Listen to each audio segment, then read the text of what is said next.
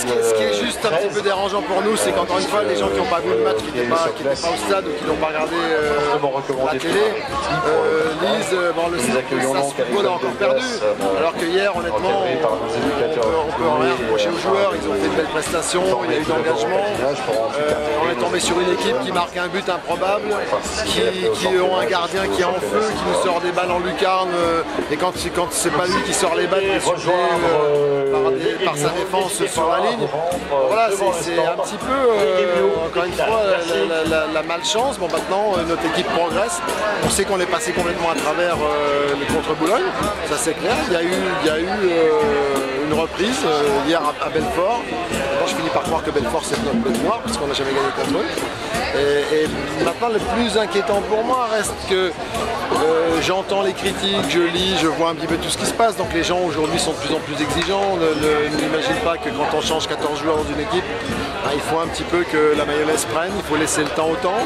Aujourd'hui, il n'y a pas péril en la demeure. C'est sûr que si dans un mois et demi, on est toujours avec 2 points, il faudra s'inquiéter, mais on a un coach de qualité, on a une équipe de qualité, on a des joueurs qui travaillent et restons positifs. Comme je le disais il n'y a pas très longtemps, on ne va pas commencer à acheter l'eau du bain avec le bébé, quoi. Ça fait 4 matchs, 5 matchs, donc restons positifs.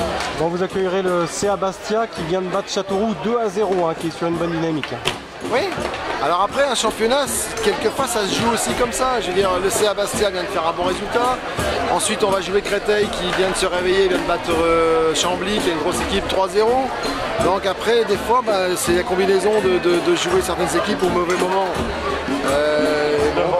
De toute façon, on voit tout le monde peut battre tout le monde. Nous, on n'est pas plus ridicule que les autres. Hier, en toute honnêteté, on était bien plus fort que Belfort. La loi du football est ainsi faite.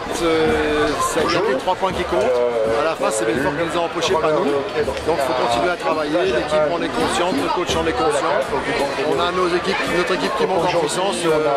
Restons concentrés sur le sujet et positifs surtout. Il faut reprendre une confiance que votre équipe prend à chaque fois au moins un but. C'est là où le bas blesse, c'est déjà consolider la défense. Oui, c'est ça. On avait voulu en changeant cette équipe avoir une équipe qui soit au moins engagée et solide. Aujourd'hui, force est de constater qu'on est capable de marquer des buts, que ce combat, cet engagement, mis à part le match de Boulogne, je ne me cache pas, c'est là. Maintenant, il y a des ajustements à faire au niveau de la défense. Alors voilà, on le fait avec nos moyens. Il ne faut jamais oublier ça, parce que les conseillers, on sait, ne sont pas les payeurs. Vraiment, si quelqu'un vient me faire un chèque de 1 million d'euros, je peux faire une équipe beaucoup plus forte qui jouera le haut tableau.